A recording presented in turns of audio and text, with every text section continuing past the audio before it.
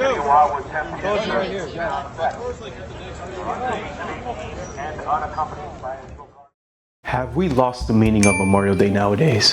I still don't know why they placed that 10 p.m. curfew. You're really thinking we're stopping these adolescent and zero-care fools from enjoying a good old time outside? And yes, unleash the beast, because letting these kids be outside is so much better for them than, well, cooking their brains up with just social media things. But this links to a point I want to raise. Why is Memorial Day always the unofficial start to summer? People feeling joyous and celebrating. That means grilling, socializing, taking a swim, and enjoying communal gaming.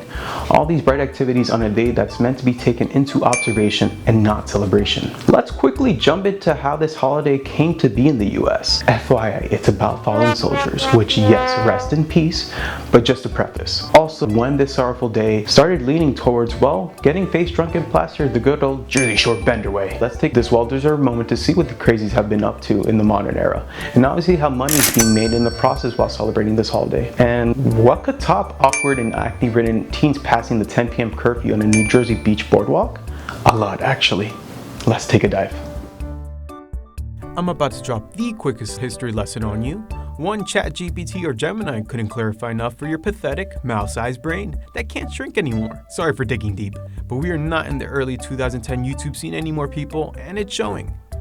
Y'all can't go past 5 seconds without scrolling up until you find that AI-generated celebrity content that'll scratch the back of your head.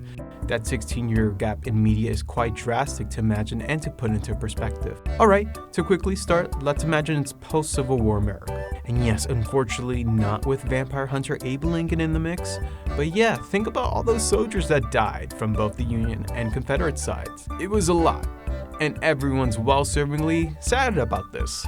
All those John Does, John Moes, John Moreaus, John Lowe's, all dead just like that. And obviously besides the shooting and stabbing deaths, a lot of them actually occurred after the fact and in the dirty hands of nurses and doctors and their unwashed tools. Making sure also that you got drunk enough with a bottle of whiskey so you can't remember the pain, but you'll still feel it and you'll bleed out. Now I can see why people are sad. Anyway, so this war happens, and as a result, the locally known Decoration Day at the time blossomed into a full-blown holiday, eventually 1971. From this time period, we can also assume that the Vietnam War has something to do with this federal holiday creation. Yep, but let's not get into that can of worms. Too much politics and delicate subject matter for our fun highlights content rundowns. Well, I'm not gonna touch, and not even with a 10-foot pole on what caused Vietnam. Ask any of your granduncles, that's none of my business, bucko. It still is important as it has a lot to do on why we think of celebration when we hear about Memorial Day. Is that a shocker? It shouldn't be if you still remember history class from high school. As the war began to wrap up in the early 70s, so did people's mourning and grief about war itself.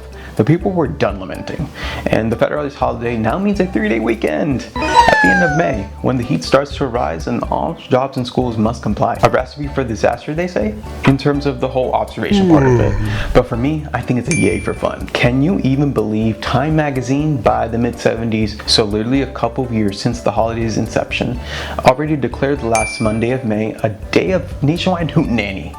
And let me stop you right there. I already know you're going to ask, who still uses magazines?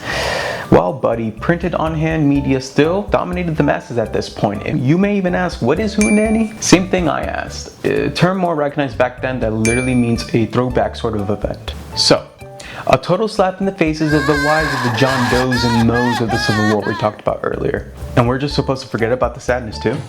Short answer, yes. And make it funner, grander, and even commercialized as we step foot into the modern times, and now have recorded moments of holiday degradation towards the day meant to be taken into observance. Thanks to handheld digital mediums, of course. Let's gallop our way into 1999 and beyond. At this point, we are far too entrenched into the big TV commercials and advertisements galore you see just about anywhere, and businesses needing to make money. Any chance they get will turn any holiday or celebration into sales potentials. For example, this 1999 Kmart savings ad depicts all these foods and goods you're just needing to buy in order to set up that annual hot dog eating contest in your back porch and pool meetup, in order to also officially embrace the start of summer. Car batteries were $50 or $30. You could buy a whole ass cooler for $17, 5 for $5 jugs of oil. You could get a bike for $34.99. Kind of makes you feel left out if you don't partake in into the silly fun games and food.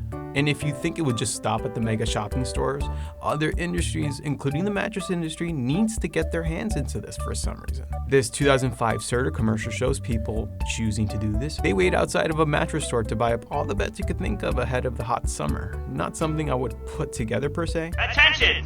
Please don't attend the Serta Memorial Day mattress sale. Those comfortable Serta mattresses are putting us counting sheep out of business. Ever heard about the mattress store money laundering schemes being set? I fully believe in these rumors. How do these stores actually make money? And if you jump to now, what you're just going to witness is a bunch of savings commercials for outdoor parties and events. Oh, and all those special APR financing car sales BS summer extravaganzas brought to you by any car manufacturer. Get employee pricing plus $2,000 total bonus cash on a 2026 Ford Explorer or 2020. Before now, they still will haunt you with financial terms that mean nothing to you. And how does this softening and reduction of a serious federal holiday transpire with the constituents, you may wonder? Just launching everyone into a 3-day long spiral, just because it's finally warm out to wear the short layers. And seems to be just the iconic small state of New Jersey that deals with mainly the bizarre rowdy behavior of modern day Memorial Day celebrators. In addition to the Wildwood Boardwalk video that first popped up, the Seaside Heights mayor is willing to put the SWAT and FBI into the mess to control the population. Ay caramba, let's take a gander. We're coming in full force. We're not going to take any nonsense. We're bringing in the FBI, state police. We have dogs. Guys, please don't get arrested over having some fun on Memorial Day. Choose a more fun one like 4th of July. And just imagine what's going to happen with this year's 250th. That mayor is also willing to bring in the horses. Do you think they're more scary than the dogs? I think so. They could squish you. Finally, now you know 2 things. Memorial Day is not to be offensive in any sort of way, that holiday, at the end of May. And no, it's not the same as Labor Day. That's the end of summer. It's a day about soldiers and their lives. So yes, partying may not be the best way to pay your respects. All you should really take from this though is that this is none of our faults, and it's mostly your grandparents. So don't feel guilty when you want to go all out in that 3-day weekend. You deserve it. Until next time with the latest hot and trendy topic to delve into.